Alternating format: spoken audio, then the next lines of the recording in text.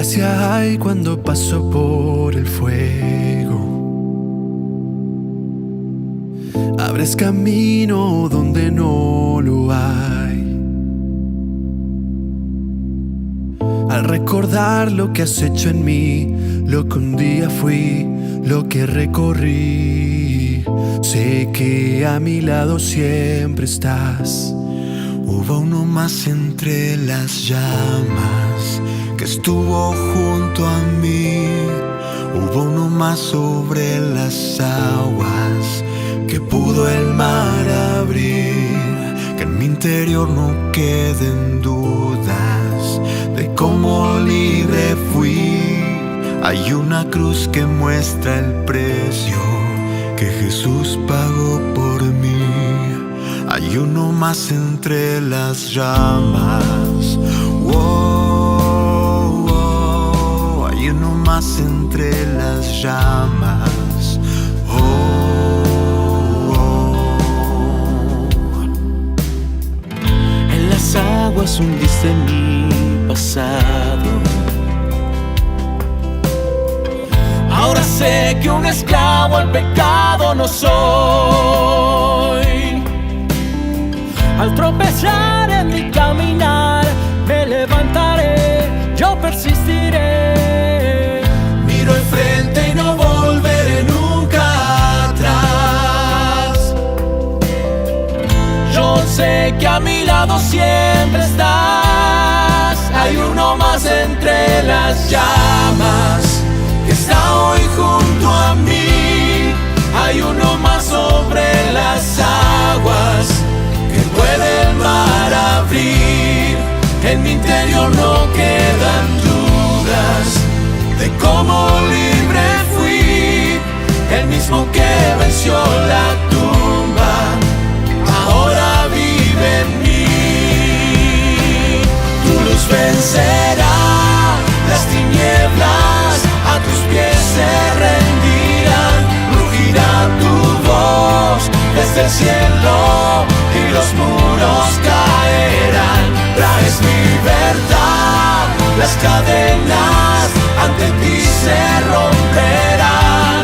Nada nos separa, nada nos separa.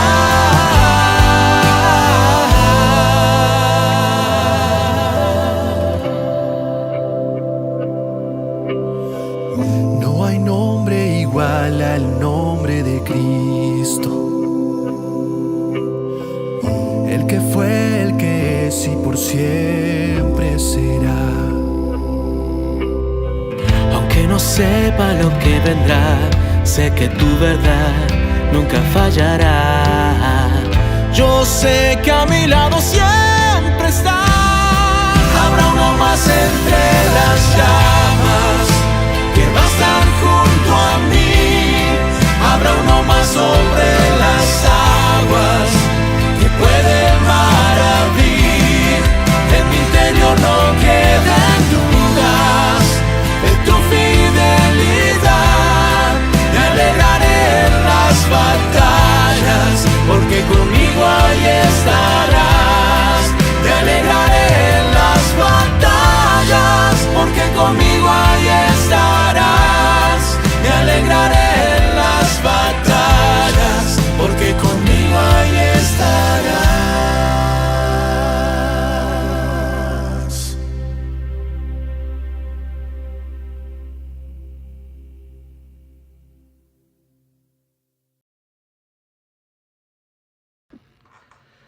Muy buenas tardes, mis queridos hermanos de la Iglesia de Instituto Adventista Mariano Moreno. Mi nombre es Julio Chazarreta, soy pastor aquí en los Estados Unidos de Norteamérica, trabajo en la Unión del Sur coordinando los ministerios de habla en español aquí en el territorio de nuestra Unión. Y esta tarde, iniciando las horas de este santo día, me gustaría compartir con ustedes un mensaje especial de la palabra del Señor, basado en el capítulo 4 del último libro del Antiguo Testamento. Porque en ese último libro del Antiguo Testamento, escrito por el último profeta del Antiguo Testamento, en el último capítulo, en los últimos versículos, hay un mensaje relacionado a los últimos días de la historia de este mundo. El contexto de ese pasaje está en torno al día grande de Jehová, donde todos los soberbios y los que hacen maldad serán estopa, y aquel día que vendrá los abrazará, y no dejará ni raíz ni rama, dice el profeta. Pero en sus alas el sol de justicia traerá salvación. Definitivamente está hablando al día cuando el Señor Jesucristo regrese a esta tierra por segunda vez. Pero el profeta dice que antes de ese día, el Señor enviaría a esta tierra al profeta Elías. Y muchos nos podemos sentir tentados a pensar que ese profeta Elías que vendría sería el mismo que se fue en un carro de fuego ante la presencia de su sucesor Eliseo, sin ver muerte a la presencia de Dios. Y claro, como él está vivo y está allí en la presencia de Dios, muchos pueden pensar que así en ese mismo carro de fuego en el que se fue va a venir un día como el profeta lo declara. Sin embargo, en el capítulo 17 del Evangelio de San Mateo, el Señor Jesucristo, que es o que fue y a través del Espíritu sigue siendo el mejor intérprete de la Biblia, interpretó este pasaje haciéndole una aplicación parcial en su primera venida y estableció hermenéuticamente, la hermenéutica es la ciencia de interpretación de los escritos, pero en este caso la hermenéutica bíblica es la ciencia de interpretación de la Biblia. Haciendo uso el Señor Jesucristo de sus recursos de sabiduría, colocó una realidad hermenéutica a este pasaje, haciéndole una aplicación parcial en su primera venida, estableciendo de esta manera que el Elías del capítulo 4 de Malaquías era simplemente un símbolo. Porque en el capítulo 17 del Evangelio de San Mateo, les decía recién, el Señor Jesús dice que Elías había venido antes de que él llegara y que hicieron con él todo lo que quisieron y no lo escucharon. Y los discípulos del Maestro entendieron, dice en los versículos 11 al 13 de ese capítulo 17 de San Mateo, que Jesús estaba hablando de Juan el Bautista. O sea que en Malaquías capítulo 4, el Señor Jesucristo lo aplicó a su primera venida de forma parcial, estableciendo el símbolo de que Elías representaba o estaba representado en ese Juan el Bautista. Entonces, de esa manera podemos entender que al fin del tiempo, para el cumplimiento total de este capítulo 4 de Malaquías, ese Elías también es un símbolo. ¿Pero a quién representa? ¿A quién puede representar? Pues si Jesús lo aplicó en su primera venida a Juan el Bautista, que era quien preparaba el camino para la primera venida de Jesús, entonces tendría lógica pensar hermenéuticamente o haciendo la aplicación teológica al pasaje, que en el contexto del tiempo del fin, Elías puede ser todo aquel que, como Juan el Bautista, esté dispuesto a levantar en alto, como dice la sierva de Dios, la bandera ensangrentada del príncipe Manuel, poniéndose de parte del Señor, siendo fiel a él y al deber como la brújula al polo. En otras palabras, todo aquel que trabaje preparando el camino para el regreso del Señor a esta tierra, se constituye en el Elías del tiempo final. Así que, en la primera parte, el Elías fue Juan el Bautista, y en cumplimiento parcial, y en el cumplimiento total, representa a la iglesia de Dios de este tiempo final. Y usted y yo somos parte de ella. Ahora, este pasaje me hace pensar en que la iglesia tiene que trabajar en función de ser ese Elías del tiempo final. Y dentro de la obra que realizó Elías, ¿cuál fue la más importante? Pues la más importante está establecida en el capítulo 18 de Primera de Reyes, donde él, presentándose ante los profetas de Baal, dice la palabra de Dios, convocó al pueblo, los desafió y les mostró que Dios seguía siendo Dios en Israel. Pero para hacerlo, tuvo que hacer algo especial. Y escúcheme bien. Dice la palabra de Dios en el versículo 30 del capítulo 18 de Primera de Reyes, que Elías atrajo al pueblo hacia él, diciéndoles: acercaos a mí. Todo el pueblo se acercó y entonces él restauró el altar de Jehová que estaba arruinado. En este tiempo del fin en el que nos encontramos, una de las funciones principales de Elías es restaurar el altar de Jehová.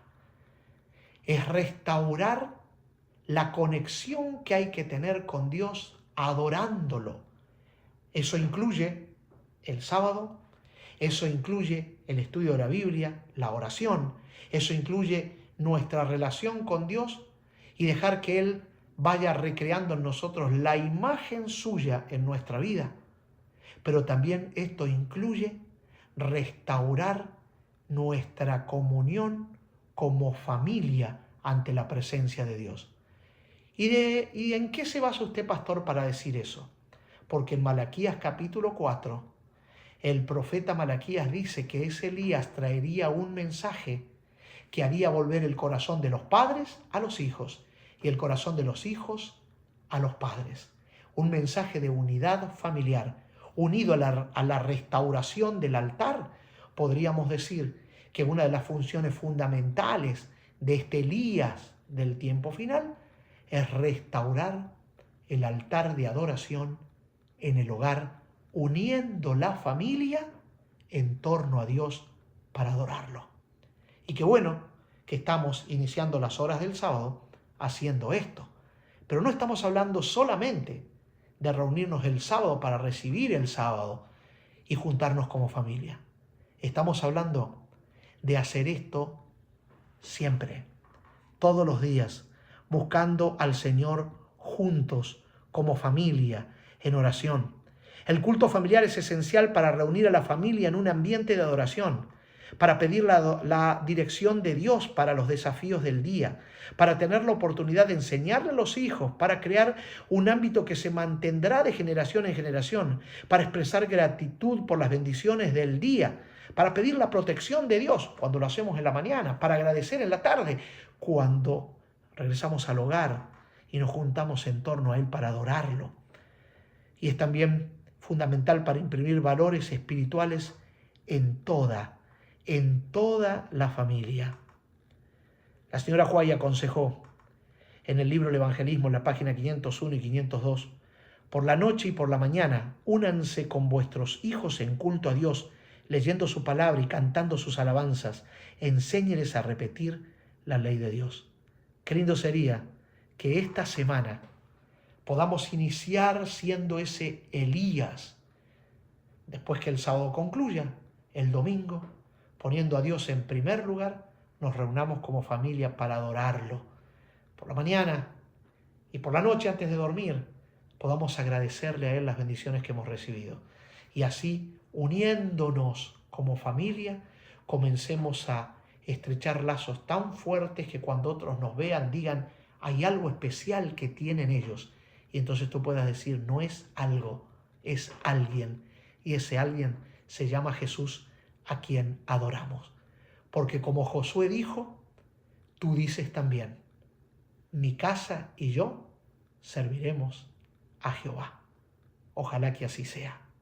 Padre nuestro que estás en los cielos, quiero en esta hora implorar tu bendición sobre cada familia que está reunida para escuchar este mensaje, y que este mensaje pueda ser de tal manera efectivo en el corazón de mis hermanos, que ellos tomen la decisión de buscarte, de adorarte y de reunirse como familia en torno a ti todos los días desde aquí hasta que tú regreses a esta tierra por segunda vez. Los encomiendo y los dejo en tus manos de amor, confiados en que tú nos recibes y comienzas a trabajar en nosotros como solamente tú sabes y puedes hacerlo. Conviértenos, Señor, en este Elías del tiempo final, en este Elías de unidad familiar que proyecta el amor de Dios al mundo, preparando así este mundo para el regreso de Jesús. Te pido estas cosas en el nombre que está sobre todo nombre, en el nombre de Jesús. Amén.